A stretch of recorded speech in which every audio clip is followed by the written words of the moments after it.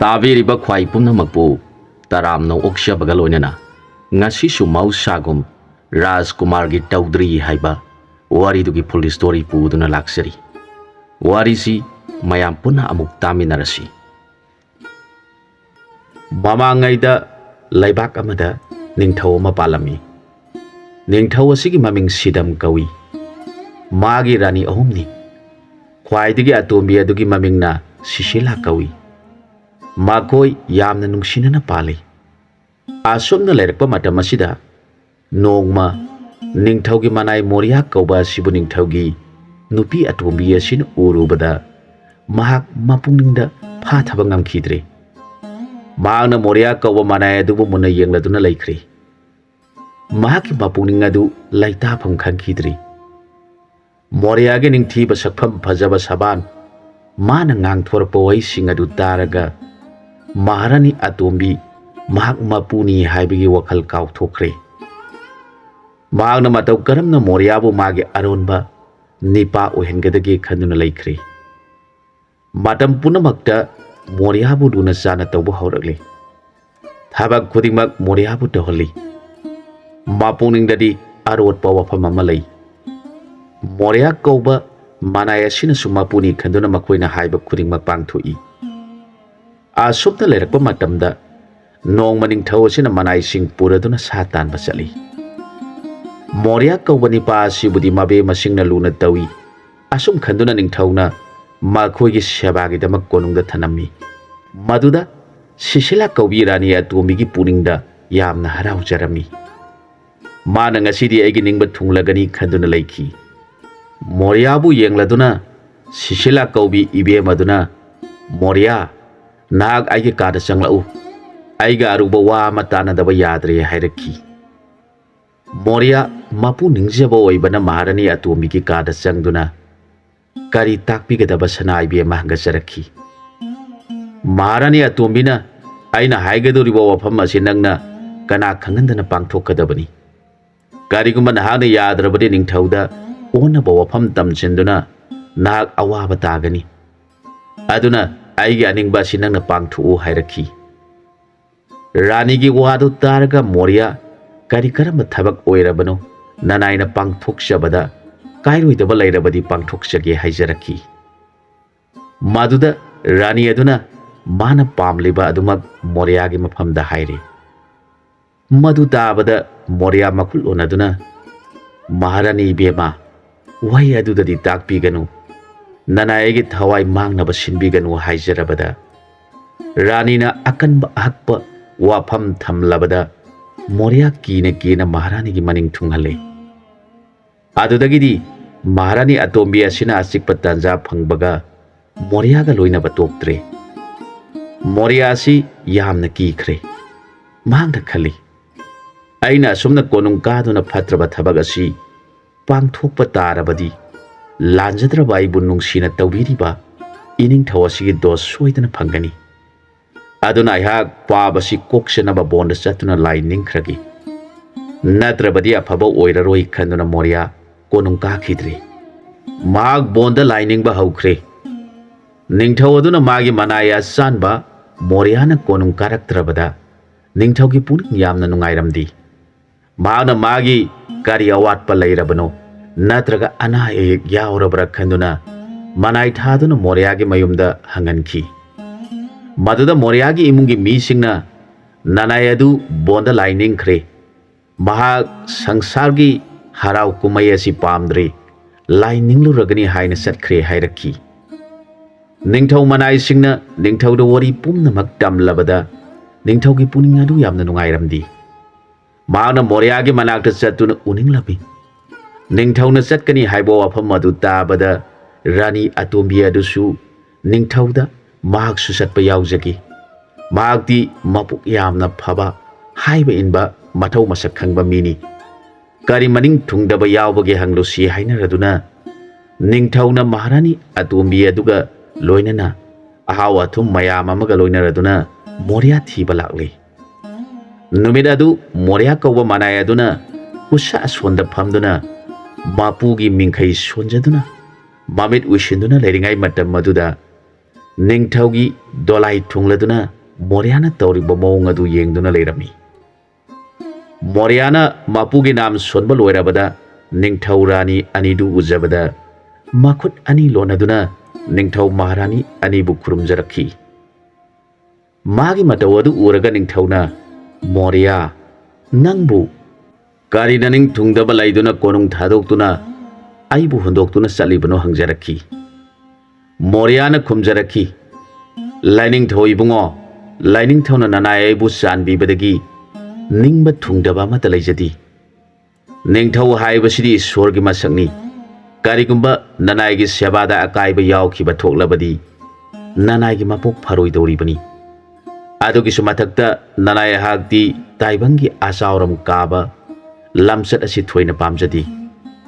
Aduna ingna singna mapu magi nama sonjaduna punsi asi lenjaragi. Nanaibu waroba tawbiraganu hairaga khurumjarakhi. Magi wadu taraga Ningthougi puning yamna nungairaktre. Ningthouna asumna hairakhi. Nangna pamjaba adu aina thinglaroi. Adubu aina nangbu ningsingbadi tokpa leiroidori. Asum hairaga Ningthou aduna bon adu koina chatuna yenglingaida Rani atumbi aduna magi nakta changsilaktuna hairakhi. Nangna aibu kiduna sielabanina hayimuki mapokti nahaka thadoknadanaba nanaktagi lengdana lainanaba nahakna painaba Toudri haiba makhol nungsiba jantra adu oina aihak polakki.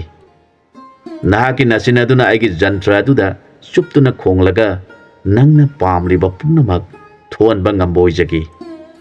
Nahaksu hayengmuki mapokti namit animak tangadori.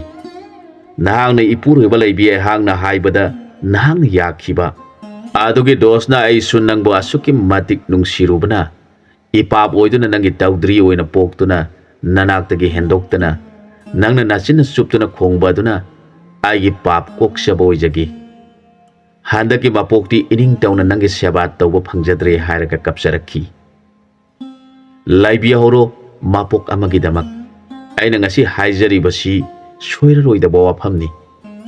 Aina nangbu thamoi sengna nungsirubagi mahaina nahaksu namit animak tangani. Aduba mamai thangda nahak Ningthougi macai bema uranga dibi thengnabadagi namit uraktuna Ningthou oiduna panba oiro. Nangna matam pumbada Toudri bu thadoktuna khongba Ningthou oiduna praja singna Toudri khongba Ningthou haina khangnarasinu.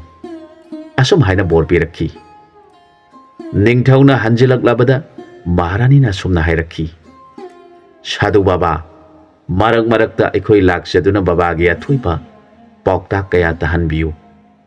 Ngasigidi aikhoi amuk hanjakrage hairaga Sadhu Baba haina Ningthou adugi mamang maktada khurumjarakhi. Ningthou aduna aingondagidi Maharani nahakna bhakti masak khangbe heli hairakhi. Maharani aduna Baba asidi Ishwargi lambi thijelabanina magi mafamda khurumjaba kaisu kaidi hairakhi. Rani gi wadu targa Ningthou aduna sumi khankhi. Asumna marak marakta Ningthou Maharani animak Moriagi manakta hek lai. Karigumba matamda Maharani aduna dolai thaunuba mi amaga loinana laktuna Sadhu adubu khurumjakhi. Wari kayasu sanakhi. Maduda Sadhu oikraba Moriana Maharani bu yengjaraga mamitiki mapi taraduna kapnaduna haijarakhi. He bema nagi kallaba bisa premgi pakta taurubadagi hayengmuki mapokti aihak soidana imit tangba mi oina poklagani. Aduga nangna aibu ningbiba masimaktana nangsu aigi inaktagi hendok ningdabana Toudri oina langonduna aigi naktagi hendoktana lengdana isina sina Toudri bu khongbada maduna nahangna pianbiba oibiro. Handaki mapok asida aibu luna tawbiriba Ningthougi mafamda aranba akaiba sigi mahina ehak soidanamak mittangba misak oiduna poklagani. Maramdi aina mapu leiraba posak adubu mapu udringaida lona lona sarubagi mahini aina phangadoribasi. Nangsu mapu leina aronba mapu ama thamlubagi mahina miyoi pok oina pokpa phangdaduna miyoi bagi pungning hunaba tabada nungonba pokpa posak oiduna langongadoribani. Aigi mangda taibang sembiba mapu mahak laktuna takpirami. He Moria, nahakti mapu aina phaba amadi jibasigi mating pangnaba haiduna taibang tharaga karigidamak premgi langda thuduna aranba thabak toruribano. Nahak nasana pamjadrabasu mapugi yathang inbaduda yathang aduna mapu mangonda langjaba thoi. Aduna mapu mabu udanaba nahakna thaba du pangthui. Maram asi leibana nahak soidana mapok amada mapu udanaba sakhiba thakhiba aduna maram oiduna namit udaba misak ama oiro. Adumakpu nangna nasana pamna thokhiba thaudok nattabana nag Rajkumari Urangadevi hek thengnaduna magi khojal tajaba phangbaga nangi napap kokchaduna namit animak ujaro. Aduga laiba adugi ningthau oiduna Urangadevi na Maharani oiduna lairaba kanda nahakna Toudri asibu marak marakta khongduna nathamoida khangba ngamdraba awaba maisak oiba wakal amana lamjing oiduna Toudri asibu khongjaraga nangi khangamdraba awaba maisadu khangba ngamba oijaro. Maduna nahakna mapok amada taujarakpa napabadu kokshaduna mathangi mapokta Toudri adusu mi oina pokshaduna nakoyani amuk hana laimina jaba phangjau asuna takpiramki. Nangna haibirakpa Toudri oina langonduna aige nakta laigani hairibadu soidraba wafamni. Miyoibadi khongpham amatang soikhibada mapok ani ahum laksangi. Madu sengdoknaba honabada aduna handaki mapok asida Iran khangjaduna koknaba honajaribani. Adubu mathangi mapokta Iran adugi mahina soidana phanglagani hainaraga makoyani kaminarakhi. Asumna lairakpana ahangi matamoi silaktuna Moria kauba sadu adu sirabada mahak laibak amada Ningthaugi macha oina pokhi. Mahak pokpadagi mamit anidu tangna poklakhi. Mapa Ningthau amasung mama Maharani na tangna phangjaba macha asigidamak yamna mathwai nungairamdi. Makoina macha adugi wakhalda aying nungthil animakta nungaifam khangdana lelami. Mapa Ningthau asina aina tangna phangjaba isa asi mamit tangduna mamit udrabadi aigi laiba asigi Ningthaudi kanana oibi haugani. Aigi laiba asi onthona thina tamlam khreda ko khanduna marak marakta kaplami. Ningthau aduna lona kapadu Maharani na uraga Maharani ki thamoi puba ngamjakhidi. Nongmadi sadhu lamboiba ma laklami. Ningthau amasung Maharani na masagi maramda sadhu adu da hangjarami. Mahaga sibu mamid asya sum uraroidra punsi supa konaragadra takpiramu hangjarakhi. Sadhu aduna Rajkumar adubu muna yengjaraga nuklami aduga hairakhi.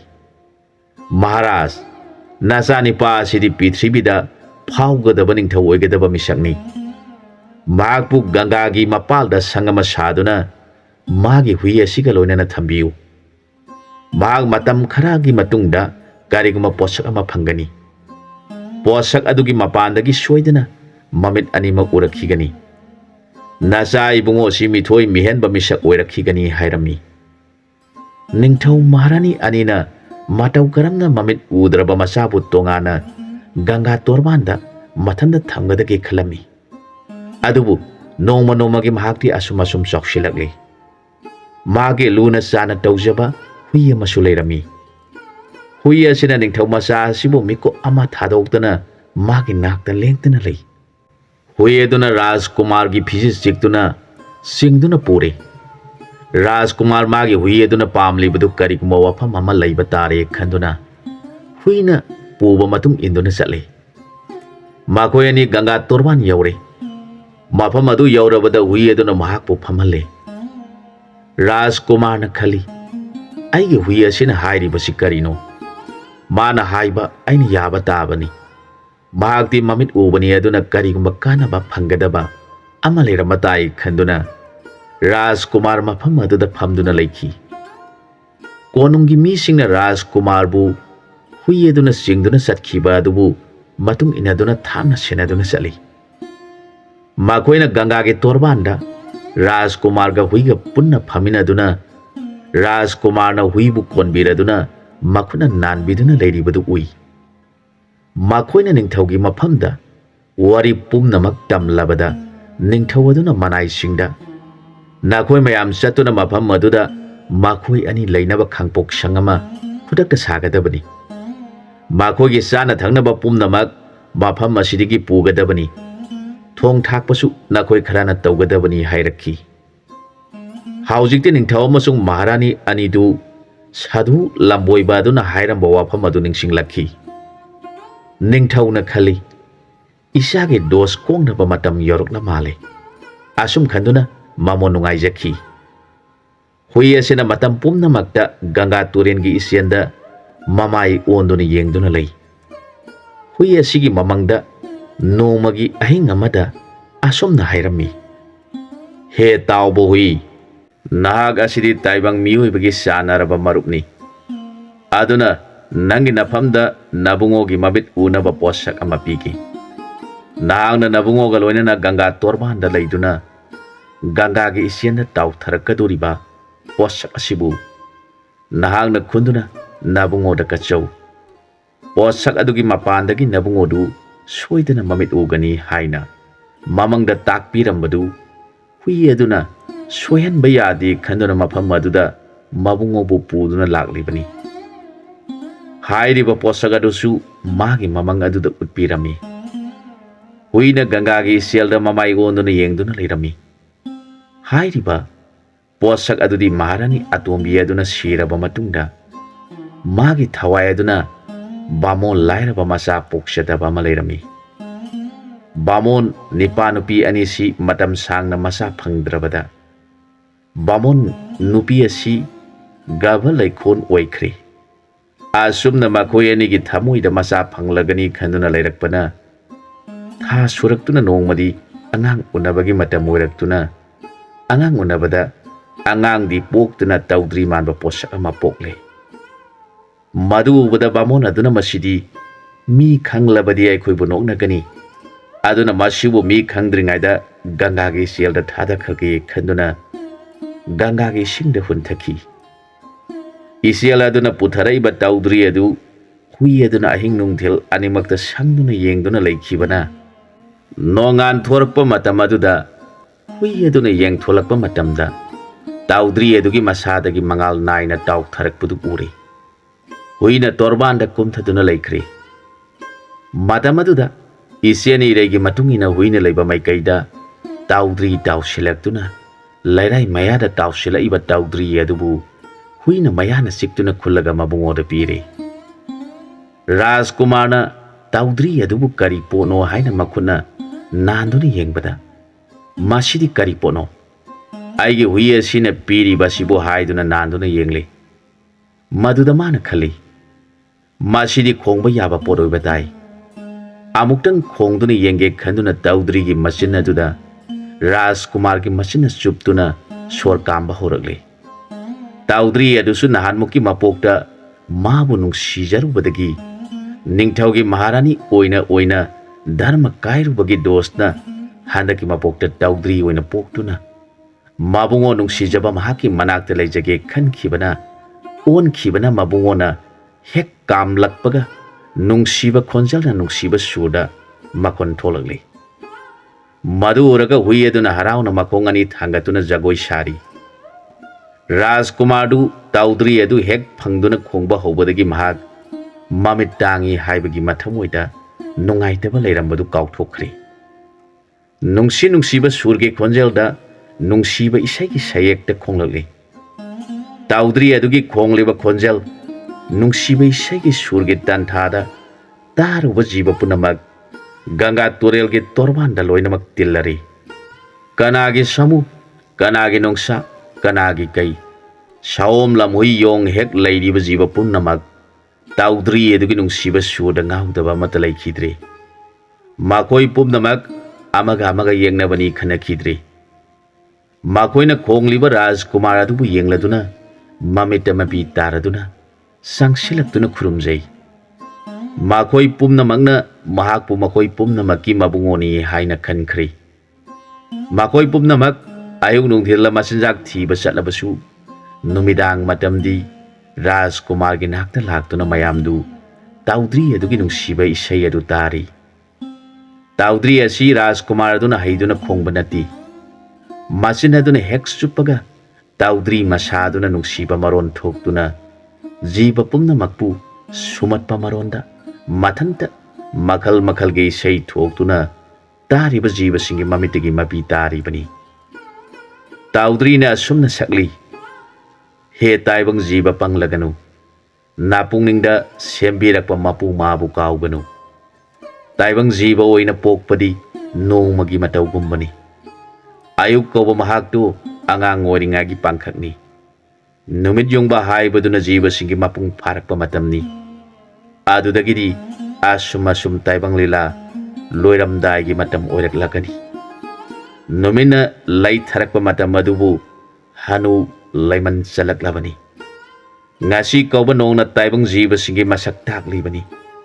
Numina mayum sanglamdai yengbada mangaladu puning nungsibagi saktamni.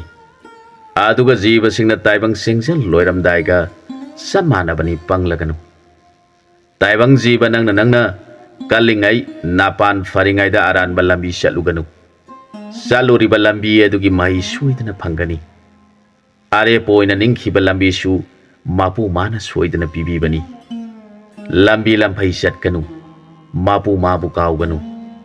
He taibang jiba Toudri na nungsine isai kayana tiliba sa usik singi thamoibu sumatuna sakliba isai singadu taraga sa usik singadu mamitegi mapi taraduna tumin isai singadu taduna lairi. Mayamaduna tauriba maungadu uraga Rajkumar gi manai sing magi seba tauriba singaduna Ningthougi mafamda oiriba maung adu tamjaki. Ningthouna wadu taraga sadu lamboibana hairamba wafam adu ningsingduna soidana aigi isa asi mamit urakhigani khanduna nungaina leikhi. Rajkumar na sa usik singa puna leiminabagi paw asi laibak da asum sandokhibana Trigata des yauna paw asi tarki. Laiba asigi Ningthougi majai bema Rajkumar yamalei. Mahak isai nungmai yamna pami. Boklakpadagi ngasi phawba Ningthijana phajaraba mahaki masak matau adugidamak Rajkumaribu laibaki Rajkumar singna mahakpu makhoigi rani oina mayengjaba laklami.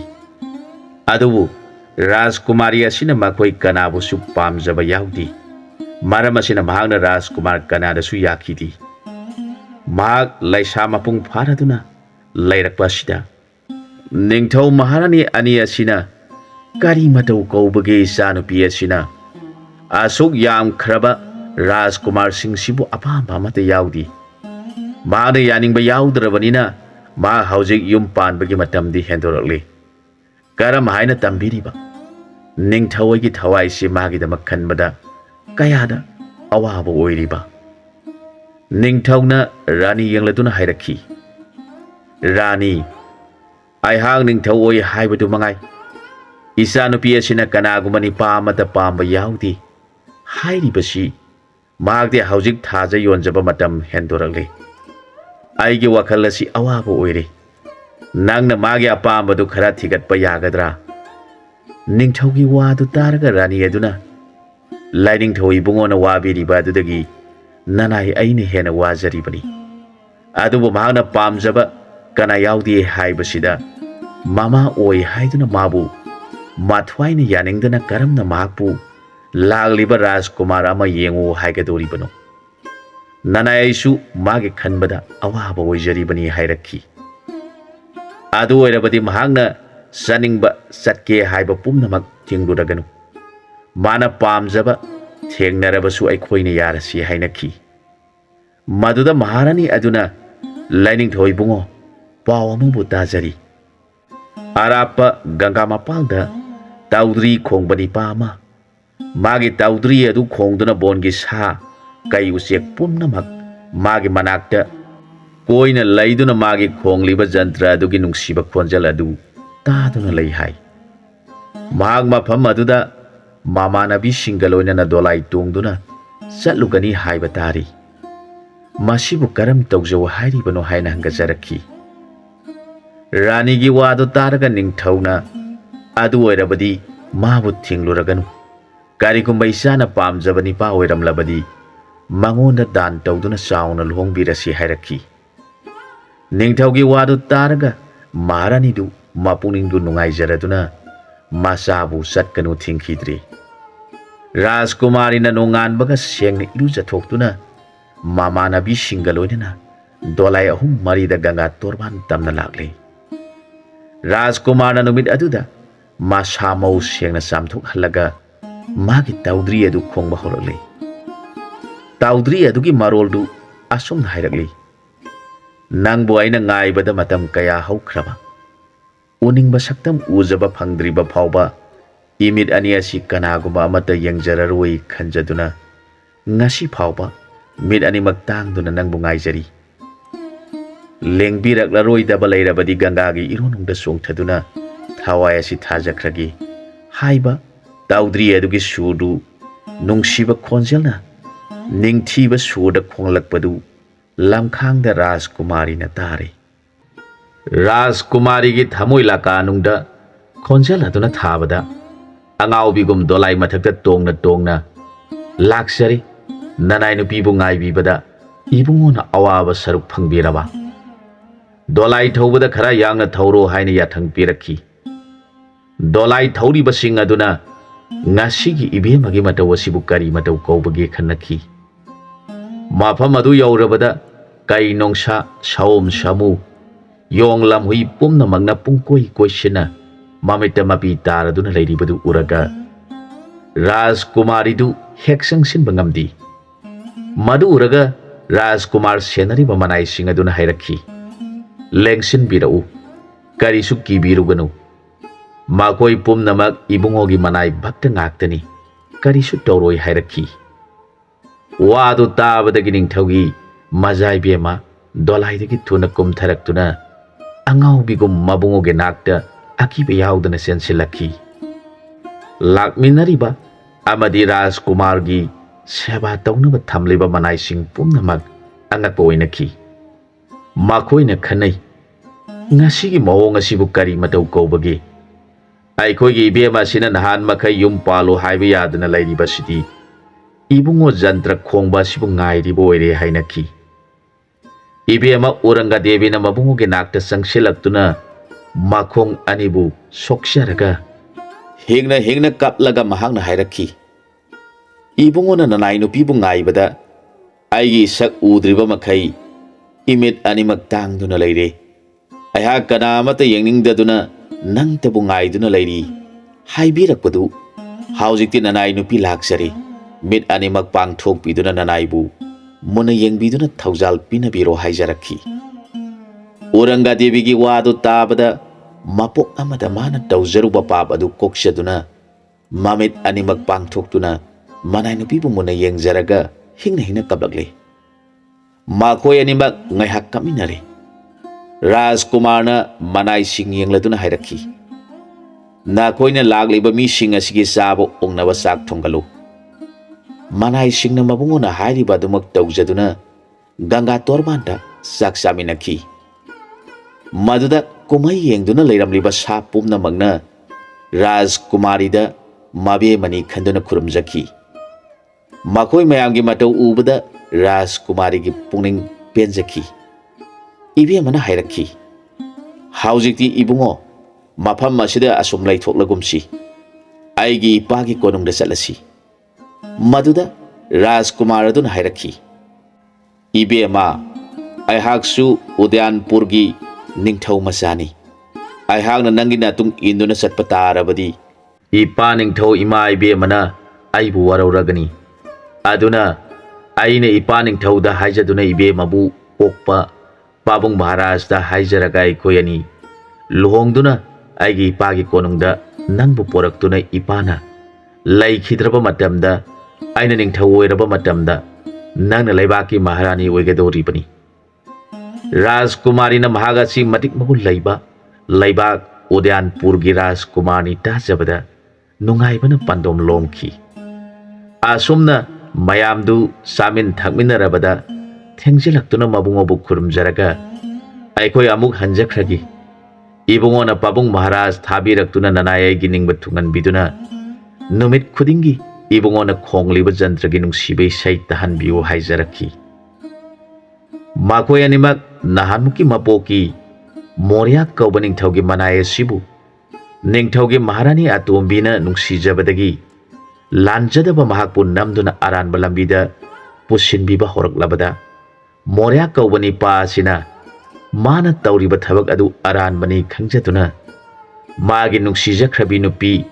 ꯑꯅꯨꯁꯔꯥꯕꯨ ꯍꯨꯟꯗꯣꯛꯇꯨꯅ bond ꯆꯠꯇꯨꯅ ꯇꯧꯖꯔꯨꯕ ꯃꯔꯥꯟ ꯑꯗꯨ ꯀꯣꯛꯁꯟꯅꯕ ꯂꯥꯏ ꯅꯤꯡꯈꯤꯕꯗ ꯃꯥꯒꯤ ꯂꯣꯏꯅꯕꯤ ꯑꯅꯨꯁꯔꯥꯅꯁꯨ ꯃꯕꯨꯡꯉꯣꯕꯨ ꯅꯤꯡꯖꯕꯅ ꯃꯕꯨꯡꯉꯣꯒꯤ ꯃꯇꯨꯡ ꯏꯟꯗꯨꯅ ꯆꯠꯁꯤ ꯍꯥꯏꯔꯕꯁꯨ ꯂꯩꯔꯤꯕ ꯃꯈꯣꯏꯒꯤ ꯃꯆꯥꯁꯤꯡ ꯊꯥꯗꯣꯛꯄ ꯉꯝꯈꯤꯗꯕꯅ ꯃꯔꯛ ꯃꯔꯛꯇ ꯃꯣꯔꯤꯌꯥꯒꯤ ꯂꯥꯏ ꯅꯤꯡꯐꯝꯗ ꯑꯍꯥꯎꯕ ꯑꯆꯥ ꯑꯊꯛ ꯄꯨꯗꯨꯅ ꯃꯕꯨꯡꯉꯣꯒꯤ ꯅꯥꯛꯇ ꯂꯥꯛꯇꯨꯅ ꯃꯕꯨꯡꯉꯣꯅ ꯑꯣꯏꯔꯤꯕ ꯐꯤꯕꯝ ꯑꯗꯨꯒꯤꯗꯃꯛ ꯂꯣꯟꯅ ꯂꯣꯟꯅ ꯀꯞꯆꯈꯤ꯫ ꯃꯥꯒꯤ ꯅꯤꯡꯉꯝꯗꯕ ꯃꯇꯧ ꯑꯗꯨ ꯎꯖꯔꯒ ꯁꯥꯙꯨ ꯑꯣꯏꯈ꯭ꯔꯕ ꯃꯣꯔꯤꯌꯥꯒꯤ ꯊꯃꯣꯏꯗꯨ ꯅꯤꯡꯉꯝꯗꯕ ꯃꯩꯁꯥ ꯂꯥꯡꯈꯤ꯫ ꯃꯍꯥꯛꯅ ꯍꯥꯏꯔꯛꯈꯤ, ꯏꯕꯦꯝꯃ, ꯅꯍꯥꯛꯇꯤ ꯃꯄꯨ ꯅꯤꯡꯖꯕꯤꯅꯤ, ꯅꯍꯥꯛꯀꯤ ꯅꯔꯥꯟꯗꯤ ꯑꯃꯠꯇ ꯂꯩꯇꯦ꯫ ꯅꯄꯨꯔꯣꯏꯕ ꯑꯩꯍꯥꯛ ꯄꯥꯞ ꯈꯔ ꯂꯩꯔꯦ, ꯑꯗꯨꯅ ꯅꯍꯥꯛꯅ ꯑꯩꯕꯨ ꯋꯥꯔꯧꯕ ꯇꯧꯔꯒꯅꯨ꯫ ꯑꯩꯍꯥꯛ ꯑꯩꯅ ꯇꯧꯖꯔꯨꯕ ꯄꯥꯞ ꯑꯁꯤ ꯀꯣꯛꯁꯟꯅꯕ ꯉꯟꯅ ꯋꯥꯔꯦꯞ ꯑꯁꯤ ꯂꯧꯈ꯭ꯔꯕꯅꯤ꯫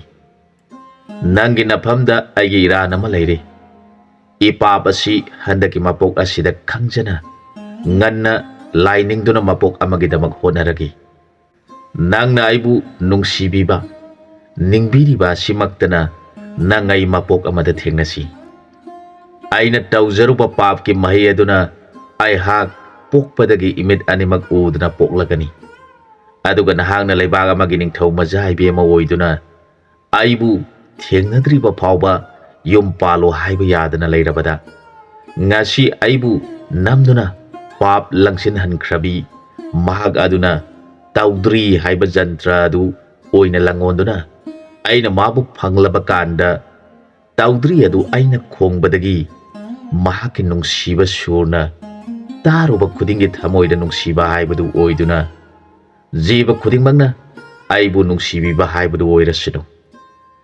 ꯇꯧꯗ꯭ꯔꯤ ꯃꯥꯒꯤ ꯃꯄꯥꯅ ꯅꯪꯅ ꯄꯥꯎ ꯇꯥꯔꯛꯇꯨꯅ ꯑꯩꯒꯤ ꯂꯩꯐꯝ ꯊꯤꯔꯛꯂꯕꯗ ꯑꯩꯒ ꯅꯪꯒ ꯍꯦꯛ ꯊꯦꯡꯅꯕ ꯃꯇꯝ ꯑꯗꯨꯗ ꯑꯩꯒꯤ ꯏꯃꯤꯠ ꯑꯅꯤꯃꯛ ꯇꯥꯡꯂꯝꯕꯗꯨ ꯏꯄꯥꯞ ꯀꯣꯛꯁꯗꯨꯅ ꯃꯤꯠ ꯎꯕ ꯍꯥꯏꯕꯗꯨ ꯑꯣꯏꯖꯒꯦ꯫ ꯑꯩꯅ ꯅꯐꯝꯗ ꯅꯤꯖꯔꯤꯕ ꯑꯁꯤꯃꯇꯪ ꯅꯪꯅ ꯑꯩꯉꯣꯟꯗ ꯅꯄꯨꯔꯣꯏꯕ ꯑꯃꯅꯤ ꯈꯟꯕꯤꯗꯨꯅ ꯊꯃꯣꯏ ꯁꯦꯡꯅ ꯕꯣꯔ ꯄꯤꯅꯧ ꯍꯥꯏꯖꯔꯛꯈꯤ꯫ ꯅꯨꯡꯁꯤꯔꯕ ꯃꯄꯨꯔꯣꯏꯕꯒꯤ ꯑꯔꯣꯠꯄ ꯑꯊꯨꯞꯄ ꯂꯩꯇꯕ ꯊꯃꯣꯏꯒꯤ ꯋꯥꯐꯝ ꯑꯗꯨ ꯇꯥꯖꯔꯒ ꯃꯥꯒꯤ ꯂꯣꯏꯅꯕꯤ ꯑꯅꯨꯁꯔꯥꯅ ꯃꯄꯨꯛꯅꯤꯡ ꯅꯨꯡꯁꯤꯅ ꯍꯤꯡ ꯍꯤꯡꯅ ꯀꯞꯆꯔꯗꯨꯅ ꯃꯕꯨꯡꯉꯣꯒꯤ ꯈꯣꯡꯕꯨ ꯀꯣꯟꯖꯔꯒ ꯍꯥꯏꯖꯔꯛꯈꯤ, ꯅꯅꯥꯏ ꯅꯨꯄꯤꯗ ꯏꯕꯨꯡꯉꯣꯒꯤ ꯌꯥꯊꯪ ꯉꯥꯛꯆꯕ ꯉꯝꯕꯤ ꯍꯥꯏꯕꯗꯨ ꯑꯣꯏꯖꯧ ꯍꯥꯏꯅ ꯀ꯭ꯔꯤꯄꯥ ꯄꯤꯕꯤꯔꯝꯃꯨ꯫ ꯃꯄꯣꯛ ꯑꯃꯠꯇ ꯅꯠꯇꯅ ꯃꯄꯣꯛ ꯃꯄꯣꯛ ꯈꯨꯗꯤꯡꯃꯛꯀꯤ ꯏꯕꯨꯡꯉꯣ ꯅꯍꯥꯛꯀꯤ ꯅꯅꯥꯏ ꯑꯣꯏꯕ ꯐꯪꯍꯟꯕꯤꯌꯨ ꯍꯥꯏꯖꯔꯒ ꯃꯄꯨꯛꯅꯤꯡ ꯅꯨꯡꯁꯤꯅ ꯀꯞꯆꯔꯛꯈꯤ꯫ ꯃꯥꯅ ꯈꯜꯂꯤ, ꯅꯣꯡꯃꯒꯤ ꯅꯨꯃꯤꯠ ꯑꯃꯠꯇ ꯏꯕꯨꯡꯉꯣꯅ ꯅꯨꯡꯁꯤꯗꯅ ꯃꯤꯠꯌꯦꯡ ꯌꯦꯡꯕꯤꯈꯤꯕ ꯂꯩꯇꯦ꯫ ꯊꯃꯣꯏ ꯁꯦꯡꯅ ꯃꯍꯥꯛꯅ ꯑꯩꯕꯨ ꯂꯨꯅ ꯆꯥꯟꯅ ꯊꯝꯕꯤꯔꯛꯈꯤꯕꯅꯤ꯫ ꯃꯥꯒꯤ ꯊꯃꯣꯏꯁꯨ ꯑꯔꯥꯟꯕ ꯑꯀꯥꯏꯕ ꯑꯃꯠꯇ ꯑꯩꯅ ꯎꯖꯕ ꯐꯪꯈꯤꯗꯦ꯫ ꯂꯥꯟꯖꯗꯕ ꯃꯥꯕꯨ ꯑꯩꯒꯤ ꯏꯄꯨꯔꯣꯏꯕ ꯑꯣꯏꯅ ꯐꯪꯖꯔꯤꯕꯤ ꯑꯩꯍꯥꯛꯁꯤ ꯀꯌꯥꯒꯤ ꯃꯇꯤꯛ ꯊꯃꯣꯏ ꯅꯨꯡꯉꯥꯏꯅ ꯂꯩꯖꯔꯛꯄꯅꯤ꯫ ꯑꯗꯨꯕꯨ ꯂꯥꯏꯒꯤ ꯅꯣꯡꯗꯝꯅ ꯃꯍꯥꯛꯅ ꯂꯥꯟꯗꯅ ꯅꯝꯗꯨꯅ ꯑꯀꯤꯕ ꯄꯣꯛꯍꯟꯗꯨꯅ ꯏꯕꯨꯡꯉꯣꯕꯨ ꯂꯥꯜꯍꯟꯕꯤꯗꯨꯅ ꯑꯩꯈꯣꯏꯒꯤ ꯏꯐꯝꯗ ꯑꯋꯥꯕ ꯗꯁꯥ ꯑꯁꯤ ꯇꯥꯔꯤꯕꯅꯤ꯫ ꯂꯥꯟꯖꯗꯕ ꯏꯕꯨꯡꯉꯣꯅ ꯅꯤꯡꯖꯔꯤꯕ ꯑꯁꯤꯃꯛ ꯂꯦꯝꯅ ꯊꯨꯡꯕꯤꯕ ꯑꯣꯏꯔꯁꯅꯨ ꯍꯥꯏꯅ ꯃꯄꯨꯛꯅꯤꯡꯗ ꯕꯣꯔ ꯄꯤꯈꯤ꯫ ꯑꯁꯨꯝꯅ ꯃꯄꯨ ꯃꯅꯥꯏ ꯀꯞꯃꯤꯟꯅꯔꯕ ꯃꯇꯨꯡꯗ ꯃꯣꯔꯤꯌꯥ ꯀꯧꯕ ꯅꯤꯄꯥ ꯑꯗꯨꯅ, ꯏꯕꯦꯝꯃ, ꯅꯍꯥꯛ ꯊꯣꯏꯅ ꯋꯥꯔꯒꯅꯨ, ꯃꯁꯤ ꯂꯥꯏꯅ ꯇꯝꯈꯤꯕ ꯍꯥꯏꯕ ꯑꯗꯨꯅꯤ꯫ ꯅꯍꯥꯛ ꯀꯨꯏꯅ ꯂꯩꯊꯣꯛꯂꯒꯅꯨ, ꯏꯆꯥꯁꯤꯡꯗꯨ ꯅꯍꯥꯛ ꯎꯗ꯭ꯔꯕꯗꯤ ꯑꯋꯥꯕ ꯍꯥꯏꯕꯗꯨ ꯑꯣꯏꯔꯒꯅꯤ꯫ ꯑꯩꯒꯤꯗꯃꯛꯇ ꯊꯣꯏꯅ ꯋꯥꯅ ꯈꯜꯂꯨꯔꯒꯅꯨ꯫ ꯍꯟꯗꯛꯀꯤ ꯃꯄꯣꯛꯇꯤ ꯑꯩꯅ ꯇꯧꯖꯔꯨꯕ ꯗꯣꯁꯅ ꯑꯩꯅ ꯐꯪꯒꯗꯧꯔꯤꯕꯅꯤ꯫ Nahakti isa singgidamakta hingdaba yadri. Chalo chalo thengkhragani hairakhi. Mapuroibagi khangamdraba thamoigi awaba pumnamak lotchillaga hairakwa wafam madu taraga ibema adu mathamoi puba ngamdana mabungobu munna yengjaraga miluda pirang sadum sinthana mabungobu khurumjaraga mayum mongba maran yaida ningamdana khong thangdorakhi. Moria chatkribadu munna yengjahoraga mathamoi puba ngamdana mamitigi pirang sinthana lehauki. Rajkumar ki manai singna chatkiduna Udayanpur ki Ningthouja Jubraj ki thokiba punamak tamlabada Ningthou adugi puning nungaibagi mapa naikhidre. Mahak dolai tongladuna rani ga loinena Ganga Torban tamna lagle. Masa aduna mapabung Maharaja amadi mamaibe marani bu mamit magna ujaba phanglabada makoi pumnamak kaminakhi. Mapa Ningthouna majaibu mongobu yengjaraga hairakhi. Ipa hayemak trikata laibak tamna satuna isagi imau hairuragani. Haujikti isana mafam asida laibudu ipana nungaitre. Aduna konungda salasi. Mapabung Maharaj ki wadu taraga majaibungona hairakhi. Pabung Maharaj, ayag haujik konung sangba yadri. Aigi tawgadaba ithau ama wali. Ithau asi pangthokpa loiraba matungda nanai hak konung sangjagi. Ipana hayengmak trikata laibakta satuna Rajkumari bu haibiru. Pabungna satpada Rajkumari bu haijaba lakpa Ningthou kharasu thengnarakani. Madu thoina thau sabiruganu haina masa aduna mapa Ningthougi mafamda ingit oina wai kharada ngasi hangatchakhi. Masagi wadu taraga Maharaj mapuningda bhap takhi. Apian mapokhi. Mahagna nongma sadhu lamboiba aduna ngangkhiba mangonda takhiba adu ningsinglakhi. Aigi saasi soidana Ningthourel oirakhigani. Aigi famda sadhu aduna nachani paasi soidana achauba Ningthou oigadaba misakni hairamba adu soiraroi. Adumainamak aihak hayengsi khara nganna trikata laibakta satuna imau hairuragi. Rani singsu hekta yaholagi. Karigidamakta aina kigadoribano khanduna Ningthou aduna thuna chakhiduna konung hek yaubaga masa manai sing yengladuna hairakhi. Hayengdi nonganbaga rani singaloinena mantri singsu sagol gari tungduna trikata laibakta imau oinaba haiba chatkadabani. Aduna konungda lairibana koi pumnamangna asa thaga thum hauma sing suna ningthina langduna pugadabani hairakhi. Mantri sing aduna Ningthouda hangacharakhi. Iningthou ibungo hana haiba chatpa asidi aikoi nipa ngakta chalubana chunggadra. Rani sing puduna chatpa tarabadi karigumba masa aibe madu Ningthou aduna piraktaba tarabadi aikoi khara chopkadra haina nana aikoina khanjai haijarakhi. Maduda Ningthou aduna hairakhi. Mantri singna haibiribadu phajai madu mironi chatnabini. Adubu handaki aigi isagi imau asidi Ningthou aduna nungsibiduna pibiraklabasu phai. Madu nataduna piraktaba thoglabadi namduna imau oigadoribani. Aigi isa adu pokpadagi mabit ude haibasi nakhoi mayamsu khangliba natra. Imau aduga hek thengnaduna wari sanabadagi isagi mit animak uraduna Ganga Torbanda imau adubu ngaiduna lairi haibasi nakhoibu khangdabra. Karigi amuk Rani sing yaudana satkadoribano. Handaki mau haiba sidi isagi haktak asida anauba hudokadoribani. Yare mawoigani yadre mawoigani. Madugidamakta lan tongnaba tarabasu aina kariyamata akiba laiti hairakhi.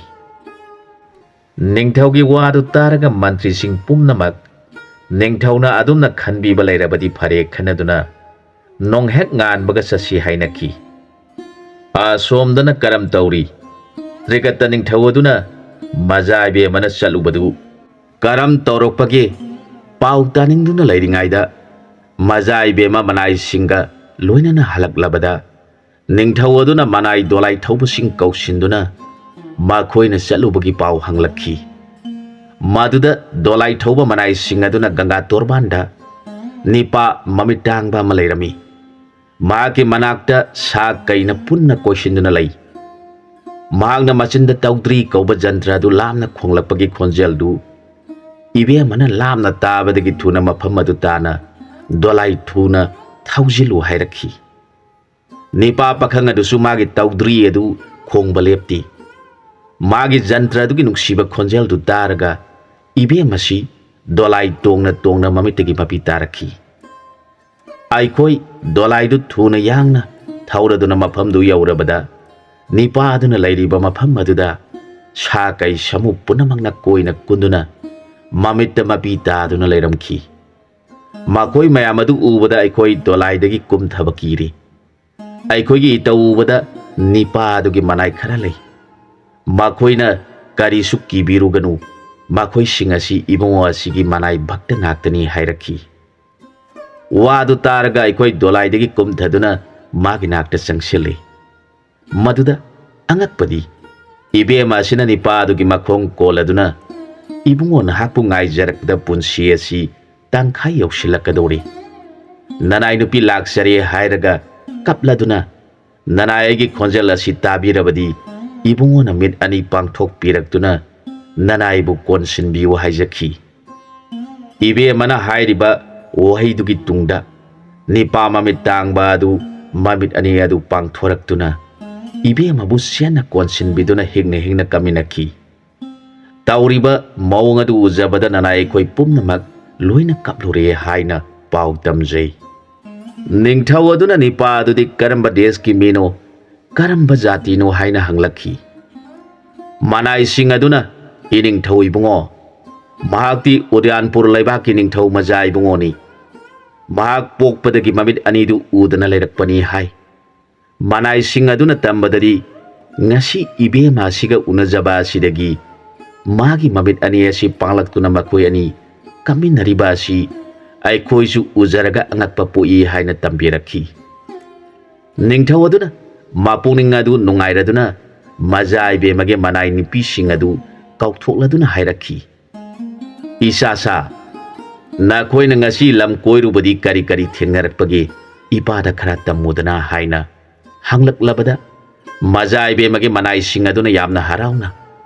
Pabung Maharaj ngasidi angakpa thodok ama thengnajarakhi. Aikhoigi ibe masi nahan makhaidi kanagumba Rajkumar amataga mayokna na ngangna sangnakhiba leitri.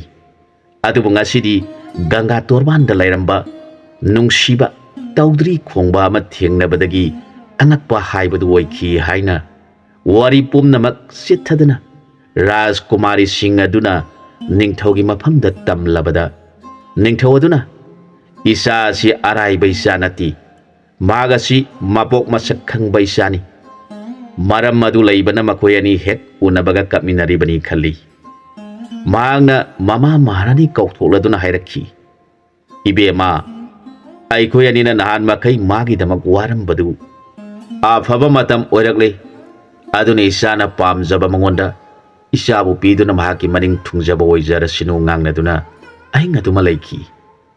Nongalabada hana Rajkumari dubu yengba laklam maningthau masa sing aduna Rajkumari bu pamjabadagi makhoigi mapabung ningthau singda Rajkumari bu pibiu haijarubada magi mapabung singbu satpi naba haijarabada numid aduda ningthau manga magi laibaktagi Rajkumari bu mamu oijanaba haijaba lakhi. Makhoi kudingmak kanamata Rajkumari bu mamu oijage haijaba lakpadu makhoi amata khangnaramdi. Numid aduda asum thu hairaduna laibak singe ningthau singdu mathang Trigata ningthaugi konungda thungki. Ningthau singbu Trigata ningthauna yamna byabhar tawna phamaladuna ningthau singna lengbirakpagi waram hangjaki. Ningthau sing aduna haigadori wafam adu amata oibana haudoknaba ngamnadaduna lairingai matam aduda Udyanpurgi ningthau asisu magi mantri sabhaga loinana Maharani singa loinana mau haiba lakle. Magna teliba ningthau sababu kurumjaraduna magi thariba phampham langda ningthina phamlaba matamda Trigata ningthauna hangjarakhi. Maharajna aigida lengbirakpabu waram kari laiduna anga mathau singa loinana konungi rani singsu yauna lakpiriba asibu aina yamna khangjaningi hairaki. Ningthau adugi wadu targa Udyanpurgi ningthau aduna Maharaj aikoi mayam laksariba si Maharaj ki naja ibem abu aigi imau oijage pinabiu haijage laksaribani. Ningthaugi wadu taraga trigatagi ningthauna hairaki. Maharaj na aigi isabu namo oige piu haiba wafam asi tajabada Ningthaugi pungning asi yamna nungaijari. Maharaj ki naja ibungoda aigi amata poksabi isanupi Auranggadevi bu laibak khudingdagi lengpireiba Maharaj singgi mamangda pijarabani hek hairaki. Trigata ningthaugi wadu taraga Udyanpurgi ningthauna haraujaraduna manai singda hairaki. Aikhoina purakpa pot singdu ningthau sing puna tilingaida yanthokduna saminarasi. Wadu tabada trigatagi ningthau aduna madudi yamna pharaba wafamni. Laibak khudingdagi lengpireiba Maharaj singa aikhoi mayam puna saminarasi hairaki. Ningthaugi wadu taraga masagi mamau haiba lagliba ningthau singdu haudongnaba ngamdana leiringaida Udyanpurgi ningthau kona lakpa aduna hana haikiduna Rajkumari mapa ningthauna masagi puningi wafamdu ngarang manai singdagi khangkhibana mahakna soiba tare khanduna ningthau aduna mamau haiba lakpani haibaduda yamna harauna pire hekta haidokhrabani. Maduda hana tilamliba ningthau singdu maru lukthraduna mathang mathang haugatuna chanakhi. Makoi khudingmak ikaibana loikhre. Makoi mayam aduna sana sana ngangnaraki. Ningthauna lakpibana kari thabakino amana amuk Maharajna lakpibadi kari thau leibagino asumna ngangnaduna thorakpada ningthau amana hairaki. Aisu magi masanupi adubu imau oijage haiba lakpani. Amanasu Aisu masanupi isanipada piu haijage lakpani. Asumna makoi pumnamak mathang mathang mau haiba lakpa khudingmak phangjinaraduna mana kari thabaki lakpano hanglabada haidokpa ikai naringaida Udyanpurgi ningthau aduna konasu lakpa aduga asa athak punamaksu puraktuna Rani singa loinana laktuna masanupi haiba lakpani hairabada mahangna mamo nungaina Maharajna takpirabadi sanupi naja ibungoda pijarabani haina aikhoi khwaina sakhi oiduna maja pikhiba ikai khreda hairakhi. Wadu taraga ningthau amana asumna hairakhi. Mana tauribadu aikhoi mayambu usittabagi mawongni. Aikhoi ningthau mayam sangduna magi mathakta lan hauraga masanupi adu namduna phaduna aikhoi mayamgi isasingi manungdagi amada pirasi hek hairakhi. Ningthau sing adu ikaibadagi phare adum haina taurasi khanakhri. Lagliba ningthau singdu Gwai Sindhu Nila Parbat Bindha Maswarak kauba desh singi ningthau masa ngaktani. Makoi pumnamak langi khomi lanmi sagol samu matik sana leiba ngaktani. Makoi pumnamak magi magi konung yaurba matamda Rani sing aduna makoina chalubagi pau hangjai. Ningthau sing aduna ikai nungsi yanana magi magi Rani singda thokiba pumnamak ambata sithadana tammi. Madu taraga makoi makoigi konungda lairamba angam mathau pumnamak asauba pokhi. Makoina hainei kari leitaba trigatagi ningthauna kari sut thausadana ningthau amata sunatana ningthau mangabu ikaiba pibagi mawongda masanupibu Udyanpurgi ningthau masanipa mamitsu pokpadagi tangna boglakpa aduda ningthau singi mamangda thausadana ningthau singbu sakhi oihanbagi mawongda masa thajaba mabu faduna dandi toba matik chai. Mahangna kari henduna aikoi khwaibu usitribano khanaduna langidamak siam saba loikhre. Makhoina masanupi adu luhongdringaida aikoi khwai ningthau manga tasinaduna magi mathakta lan hauduna mabu pharaga masanupi adu bu aikoi ningthau mangagi isa singa sigi manungda mana pamjaba amada pithoktuna aikoi pumnamakpu ikaiba pibagi laman singsi khanaki. Makhoina asumna su hainaki Udyanpurgi ningthau aduna matik mathauna fana leirabasu aikoi ningthau mangagi apunba khongjangda magumada kari tawjagani. Mana mateng fana pangjarabasu mabusu namduna pharaga ꯑꯩꯈꯣꯏ ꯅꯤꯡꯊꯧꯁꯤꯡꯕꯨ ꯎꯁꯤꯠ ꯊꯑꯣꯏꯗꯅ ꯃꯃꯧ ꯍꯥꯏꯈꯤꯕꯗꯨꯒꯤꯗꯃꯛ ꯃꯉꯛ ꯀꯛꯇꯨꯅ ꯍꯥꯠꯀꯗꯧꯕꯅꯤ꯫ ꯃꯍꯥꯛꯀꯤ ꯃꯇꯨꯡ ꯏꯜꯂꯛꯀꯗꯕ ꯃꯆꯥꯅꯤꯄꯥ ꯑꯗꯨꯁꯨ ꯃꯃꯤꯠ ꯇꯥꯡꯕ ꯑꯗꯨꯅꯕꯨ ꯀꯔꯤ ꯇꯧꯖꯒꯗꯧꯔꯤꯕꯅꯣ ꯍꯥꯏꯅꯗꯨꯅ ꯅꯤꯡꯊꯧ ꯃꯉꯥꯗꯨ ꯃꯥꯒꯤ ꯈꯣꯡꯃꯤ ꯂꯥꯟꯃꯤ ꯄꯨꯔꯗꯨꯅ ꯄꯨꯟꯅ ꯇꯥꯁꯤꯟꯅꯗꯨꯅ ꯂꯩꯈ꯭ꯔꯦ꯫ ꯄꯥꯎ ꯑꯁꯤ ꯇ꯭ꯔꯦꯒꯇꯒꯤ ꯅꯤꯡꯊꯧꯅ ꯇꯥꯔꯗꯨꯅ ꯃꯅꯥꯏꯁꯤꯡ ꯊꯥꯔꯗꯨꯅ ꯃꯉꯥꯏ ꯑꯣꯏꯔꯕ ꯎꯗꯌꯥꯟꯄꯨꯔꯒꯤ ꯅꯤꯡꯊꯧꯒꯤ ꯃꯐꯝꯗ ꯈꯪꯍꯟꯈꯤ꯫ ꯃꯗꯨꯗ ꯎꯗꯌꯥꯟꯄꯨꯔꯒꯤ ꯅꯤꯡꯊꯧꯅ ꯑꯩꯒꯤ ꯏꯃꯧ ꯑꯁꯤ ꯑꯔꯥꯏꯕ ꯏꯃꯧ ꯑꯣꯏꯔꯣꯏꯗꯧꯔꯤ꯫ ꯃꯍꯥꯛ ꯃꯒꯨꯟ ꯂꯩꯕꯤ ꯃꯒꯨꯟꯅ ꯄ꯭ꯔꯤꯊꯤꯕꯤ ꯐꯥꯎꯕꯤ ꯑꯣꯏꯒꯗꯧꯔꯤ꯫ ꯃꯍꯥꯛꯀꯤ ꯍꯥꯛꯇꯛꯇ ꯂꯥꯟꯖꯥꯎ ꯑꯃ ꯊꯣꯛꯎ ꯇꯝꯈꯤꯕ ꯇꯥꯔꯦ꯫ ꯑꯩꯅ ꯀꯔꯤꯒꯤꯗꯃꯛ ꯏꯃꯧꯒꯤꯗꯃꯛ ꯊꯋꯥꯏ ꯊꯥꯕ ꯀꯤꯒꯗꯧꯔꯤꯕꯅꯣ? ꯃꯍꯥꯛꯀꯤ ꯈꯣꯟꯖꯦꯜ ꯇꯥꯕꯗ ꯏꯆꯥ ꯃꯃꯤꯠ ꯎꯗꯕ ꯎꯖꯔꯗꯨꯅ ꯑꯩꯒꯤ ꯊꯃꯣꯏ ꯅꯨꯡꯉꯥꯏꯕꯅ ꯁꯔꯒ ꯌꯧꯅ ꯏꯈꯨꯠ ꯊꯤꯡꯒꯠꯇꯨꯅ ꯂꯥꯝꯕ ꯐꯪꯕꯒ ꯃꯥꯟꯅꯔꯕ ꯃꯇꯝ ꯑꯁꯤꯗꯕꯨ ꯑꯩꯅ ꯀꯔꯤꯒꯤꯗꯃꯛ ꯄꯥꯡꯗ꯭ꯔꯕ ꯙꯔꯃ ꯃꯁꯛ ꯈꯪꯗ꯭ꯔꯕ ꯅꯤꯡꯊꯧꯁꯤꯡꯕꯨ ꯀꯤꯒꯗꯧꯔꯤꯕꯅꯣ?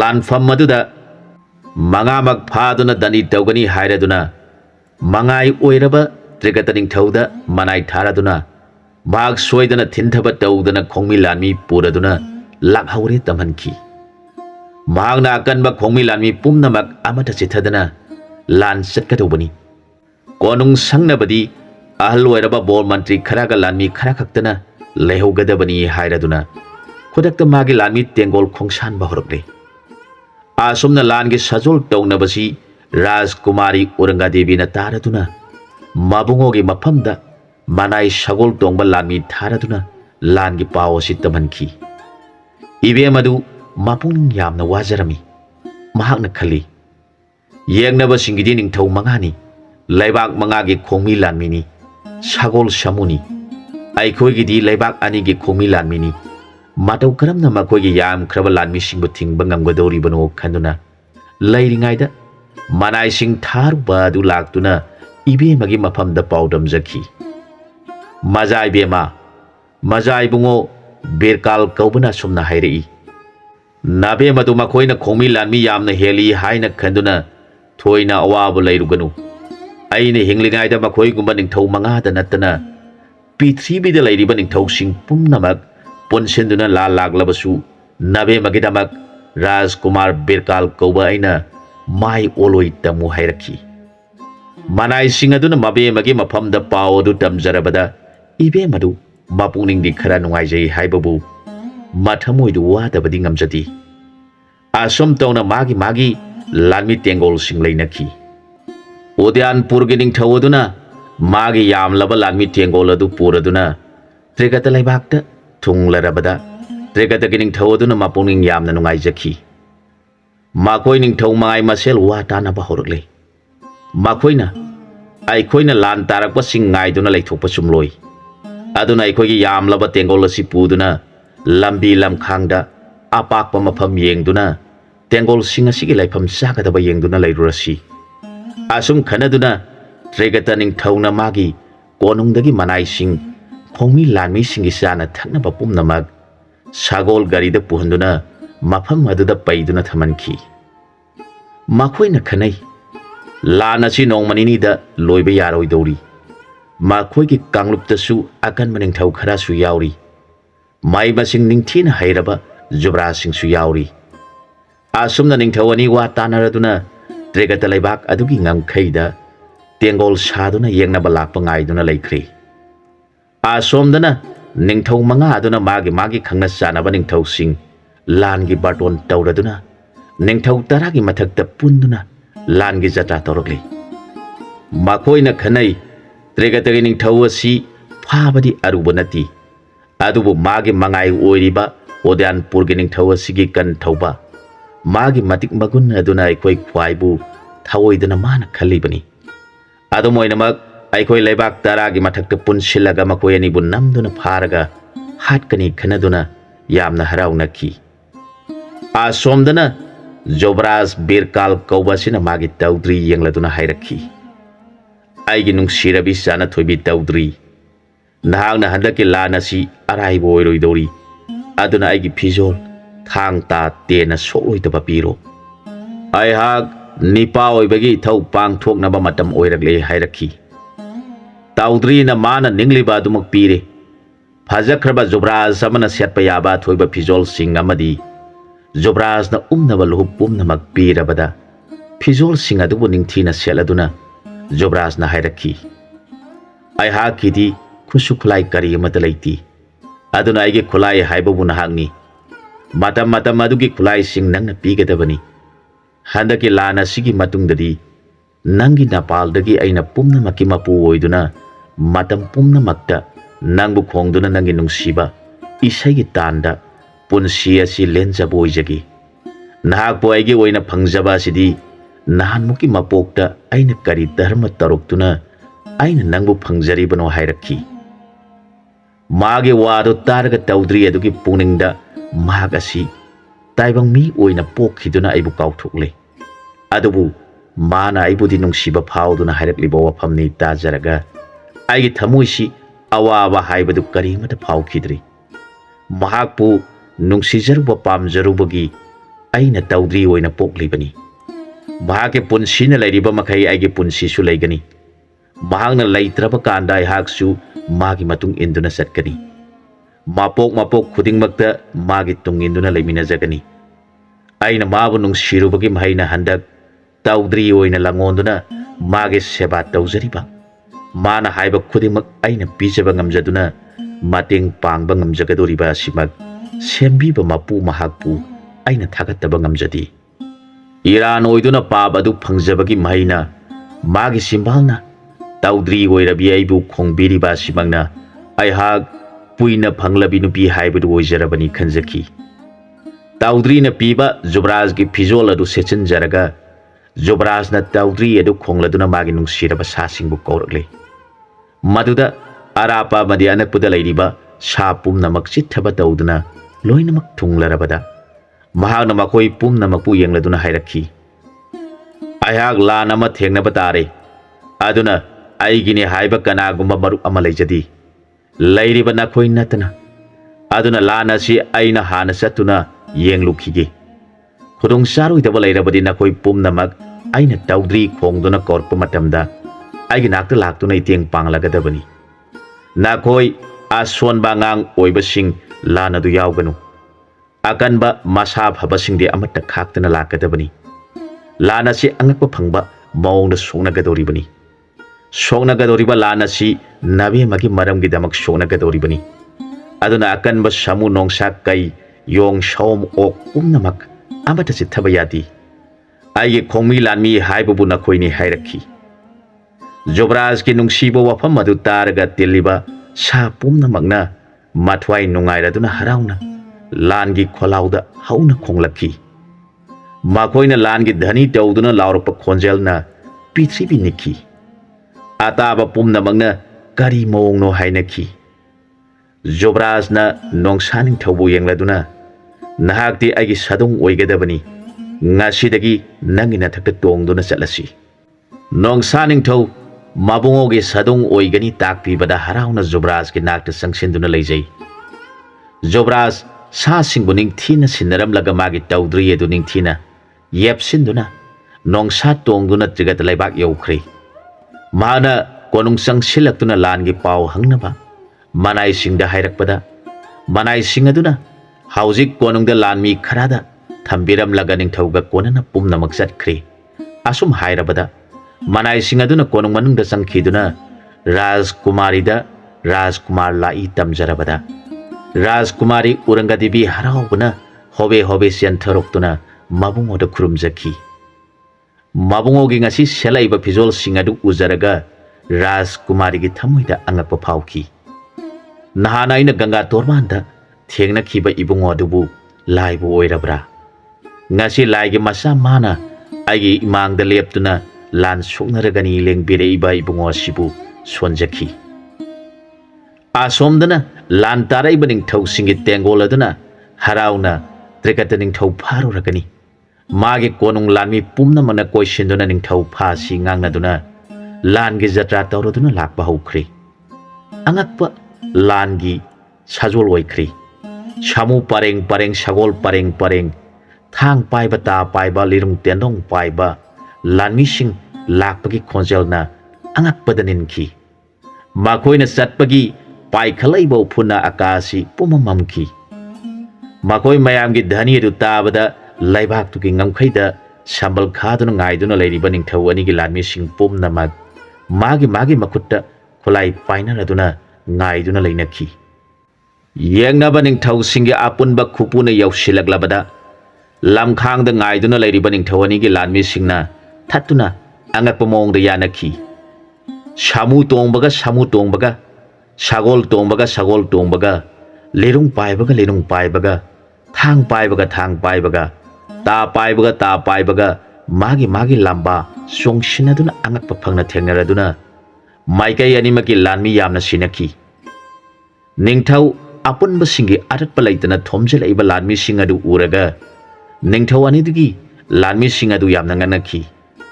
Makhoigi mapungingda masing thingamdraba yengbada aroi akham naidraba lanmi singdu uraga akiba pokle. Matamaduda Rajkumar na nongsa ningthau tongladuna ningthau anigi tengolda thungdari. Udyanpur gi ningthau na machani pa Jubraj na achauba nongsa mabu tongladuna ningthiba Jubraj ki phijat setuna lakpadu ujaraga mapuning aduna aigi isa sidi sakti amanina. Ngasi mana oiragliba mawong asidi angakpagi mawongni. Aina di mahak pokpadagi mamit udaduna mai masing amata taman khidre khanduna mahak putaklamdabani. Aduga mana tauraiba mawong asidi angakpagi matawni khalingaida machani pa Jubraj sangsilaktuna mapabung ningthau khurumjari. Madugi tungda maku ningthaubu khurumjaraduna haijarakhi. Pabung anina karigi lan soknaba yawgadagi pothaduna nungaina kumhai yengduna leibiu. Lan asi nanai nasa soknajagi. Lamenba ningthau singbo phaduna pabung anigi saranda kasjage hairamlaga magi Toudri adu putokduna khongladuna magi tengol koragli. Toudri aduna laigi langon oibana lamna lehoraba sagi tengol gi nakungda yamna hauna taki. Mabungoge Toudri na khongladuna kauri batu taraga sapunamak thinthaba tawduna Toudri ki khonjel ki maikai tamna thuni yangna laknari. Tregatagi ningthauna khali aigi sanupina mapuroibo oigani khaliba imak nipa asidi karamba laina langon tawriba onthona ningthijakreda. Aduga mana lan soknagani haiduna chatkhraga lan pham mayai asida Toudri khongduna leiriba sina karigino mahak thausu thoina sadi. Akiba amatasu magi mafamda laiti karam tawgadoribano yengnaba singi thomjalaiba tengoldi naksilakle masibu mana karam tawgadoribano haina khalingai matamaduda magi bongi samulam sasing thungdare. Mathangda sagol sing mathangda kai shawom yong okna singba masing thingamdana aratpa laitana laktuna mabungobu khurumjai. Tauriba mawngadu uraga ningthau anidu ngakpana thengkhre. Mahakna sumna laurakhi lanmi sing sagol tongduna lan soknaba haiba lanmi sing yaurabadi lagliba sagol sing achi nakhoina tongnabani. Aduga samu tongningba yaurabasu samu tongduna lan si soknabiu. Makhoigi tengol lanmina yamna heli haibigi thoina kiba pokpiganu. Aikhoigi su lagliba masing asi masing thingamdana makhoiga lamba tawnaba laglibani. Aki balai biganu aihak Udyanpur ki Jubraj Birkal kaubaduni. Aina makhoigi akan mapum namak tumna hatkani. Dharma laitaba ningthau oirabasu lanmi oirabasu amata khakloi hairaga magi nongsada tongladuna lanphamda changkhre. Mapa ningthau amadi maku ningthau aduna kari matauno yengnaba tumna hatkani haiduna makhuta khulai amata yauduna lanphamda nongsa thaujinkre. Karam tawgadoribano khanakhi.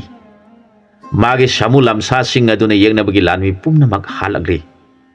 Kai nongsa som pumnamakna yengnabagi tengol adu naikhairagle. Maduda Sindhu deski Rajkumar balbira kauba mayamna haiba ama yauribaduna achauba samu ama tongduna makutta lerong ten pairaduna sa singi mathakta ten kapa horakle. Sa singdu magi tena panbada ngauraduna Jubraj ki nakta sensilakhi. Madu obada Jubraj na Toudri khongladuna sa singda paliba ten singdu sadokpiduna makoigi masada anaba mata yahon khidri sa singadu haujikti akiba haibadu karimata yaw khidri yengnabagi lami tengol nekhaiduna hatpa horokli madu maikai animaki tengolna landi suknaba toktuna sa singi tawriba lalong adu yengduna leibusu yauri masida Rajkumar Balbirana saukhraduna nongsa tongliba Jubrajpu yengladuna hairakhi hai Toudri khongba nahakti nopi angang singe marakta Toudri khongduna harau kumai tawduna nungaina legidi haidraga kadigilan phammasida laktuna nangi Toudri edu khonglibano chathokro chalu khulai paidaba mida hak khulai thaningde laurakhi magi wahaidu taraga Rajkumar Birkalna nokladuna hairakhi hai apangba Rajkumar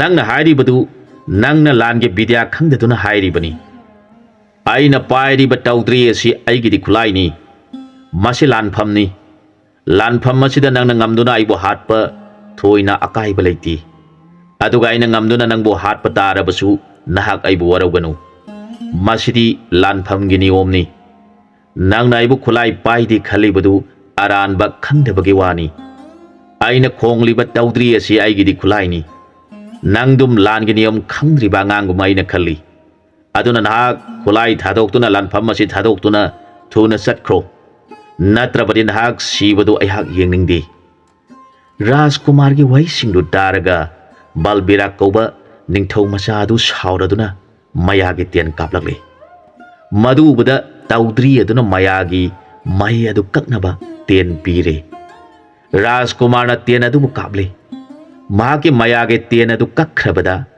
Balbira na saukraduna mama satibu ningsingjaraga Rajkumar Birkalbu hanaba ten kaplakle handak mama sati na piriba ten asidi dharma kaidaba midadi sangba ngamdaba teni maram asidagi Balbirana tendongdagi hek satoktuna Birkal haluro hairaklabada ten asigi machinda maibun tara thona sakladuna paisilakle madu ubada sa sing aduna mabungo soidana siragani khanaki yengaduna leire angakpa phangna tenjinda mai hauduna sakliba ten aduna Birkal kauba Jubraj ki mangak kaktuna halurage khanduna paisilaktuna Birkal kauba Rajkumar gi mangak sam hek yoksilakpaga ten adu lai pareng oiduna Birkal gi ngaksamda thonki madu hek ubada Balbira kauba Sindu desh ki Ningthouja adu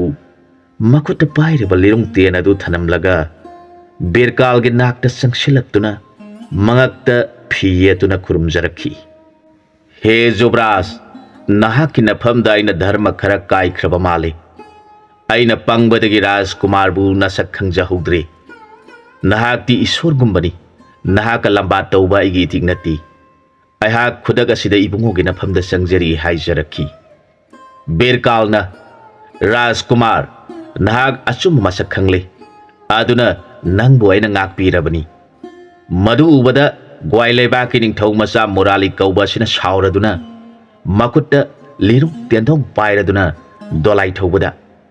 dolai thaujalu nongsa tongba nipa si kaya yamna mai haibano yenge magi mathwaya si kanana kanbige yenge hairaduna dolai thaujalakle mangna laurakhi lairamo mahapapi nangina thwaya du lanpham maya sida laurage hairaduna liru tendong kapsilakle mahak mama adu rakasa ningolni aduna rakasa bidya horakle mahakna nakpas haiba ten adu kapsilakle ten asi kaplakpadadi amakaktani aduga kaptholakpa matamdadi ten asina masa pokthoraktuna lanmi tengol adugi masing sunaba ngangduna masa pokli matam aduda Toudri aduna sibakal kawa ten ama piraduna Birkal bu kapale ten aduna masa pok naba sungliba ten adu kakthakre madu ubada Morali kauba Ningthouja sina yosuk pairaduna sianselakle madu ubada Toudri na ten ama piraduna Morali kauba Rajkumar gi makok kaktuna hatkre mahak sibak urabada Ningthou singdu mathwai yamna wanarami Makoina lana sidi aikoina ngamdaroi. Karam tauksige wa khanaba horagli. Aikoi gi leijaramba lanmi singsu taksilagli. Aikoi Trigata Ningthougi mafamda sangshahubana phagadra khanarakhi. Masa sikhiba Ningthou aduna makoi Ningthou singbu yengladuna hairakhi. Sangjagadaba lairabadi karigidamak lan tausi hainaramlibano. Sire fare, sangle fare. Aikoi pumnamak songthoktuna aroiba lan songnagadabani hairakhi. Ningthou adugi wadu tabada Ningthou pumnamak ikainaraduna punna lan sangnabagidamak siam sakri. Makoi gi lemhauriba lanmi pumnamakta hairakhi. Aikoi pumnamak handaki asina aroiba khongjangni. Lanmi pumnamak akiba leitana makoi gi sa pumnamak si halu. Aikoi Ningthou pumnamakna Trigata Ningthou amadi magi mangai Udyanpur gi Ningthou bu phaduna hatkani hairaduna aroiba oina langi khongjang changsilagli. Madu ubada Rajkumar Birkalna magi Toudri eduda hairakhi. Handakti makoi aroiba langi khongjang changsilagli. Pumnamak sibu maithiba pinaba nahaki kari thaurang leirabagi. Toudri na mabungogi wadu tabada mahak thaurang toragli. Mabungo na Toudri aduba khonglagli. Toudri asi khongbada dharma laiba pumnamaki mafamdadi nungsiba kapningba poi. Aduga yengnaba singi mafamdadi sianingba pokpa khonjelni. Magi Toudri adugi khonjel du taraga Ningthou pumnamaktu akiba phauki. Adomoinamak masa sikraba Ningthou aduna masa hatkibagi lamban singe khaduna Berkal koba Jobraj tamna tiengi nong subagom kapselagli. Mana sauraduna amamba maikhugi tien kablakhi. Maikai pumnamak maikhuna pumamamki. Matawaduda Toudri na nungsitki tien piraduna kaphali. Maikhu pumnamak akanba nungsitna humdokhrabada Ningthou asina sauraduna Rajkumar gi mangakaknaba Brajapal kablakhi. Aduba Toudri na hana mabungobu khulai amata sangba ngamdanaba phirol piduna madu set inkhibana Brajapal paisilaktuna thabada Rajkumar gi masada sangba ngamdaduna Brajapal kapu kapkhrabadi amadi sobi yadabani na halaktuna kablak liba Ningthou gi mangatuk kaktuna Ningthou adu sirabada lemhauba Ningthou singdu khulai thadoktuna Jobraj ki nakta sangsilaktuna makoi pumnamaki mathwai kanbiu makoi na lanjare hairakhi. Ningthou sing pumnamak lanmi singna pharaduna Trigata Ningthou amadi Udyanpur Ningthou anigi nakta pusilaktuna thamle. Haujikti Ningthou sing phakhrabada makoi gi lemhauriba khongmi lanmi pumnamak khulai thadoktuna leirabada makoi pumnamakna khali. Lairiba nongsa tongba Toudri khongbani pasi minati. Mahak layamna langon tawbo iragani. Mahaki mafamda sangsha horasi haiduna lami pumnamak changlaktuna khurumki. Ningthou sing aduna Trigata amasung Udyanpur gi Ningthou anigi mafamda sangjaraduna makoina lanjakhri. Aikoina Udyanpur gi Maharaj ki matik mathauna budi khangjai. Aduga mitmangna hek ubadi nattabani na Ningthou bu thosarudre. Trigata Maharaj na khangbadagi aikoi gi Ningthou singi mangda majai be mobu piba dudai koina pangbadagi asauba pokhiduna kari leitabani khaluri. Aduna Toudri khongba Jobraj asina Ningthourel oiraga Trigata Ningthou gi majai be ma uranga debina laimarembi oiduna aikoi Ningthou punamak magi makha ponba Ningthou oiduna sahi khudingi loipot kajage hairakhi. Udyanpur gi Ningthou aduna mangai Trigata Ningthou bu yengladuna ingaina pamba takpiro hairakhi. Maduda Trigata Ningthou na hairakhi. Ningthou sing pumnamak aigi imag oigadoriba nipasi asamba misak nati. Aduga aigi isa nupi asisu mapok masak khangbi nupi amani. Makoi animak mapok khangnaba misak ngaktani. Makoi yanajaba aduda Ningthou singna lengbirak isa nupi gi wafam haudolakani haibasi aina khangladuna Ningthou singna han haudolakpa thoklabadi awaba nungaitaba ama thoklagani khanjaduna kona lakpa Ningthou Udyanpur gi wafamda aina harauna isa nupi bu pijakhibani. Waram adugidamak Ningthou singna aibu warau khibani haibasi ai hak khangi.